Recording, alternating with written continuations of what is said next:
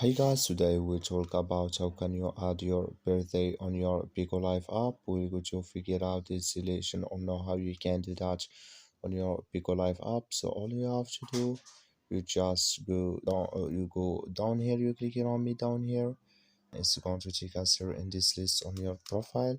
Then all you have to do now, so you just go above this sign here in app, click here in it, here in app, so then you come to this list. Then all you have to do, so it's going to take us here in this list, and all you have to do now, you just go above this sign here in up, click on it here.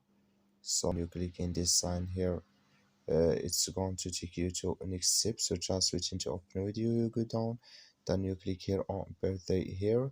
So then here can you add your birthday here on your Bigo Live app. So when you just down, you click on confirm, then it's going to add with you.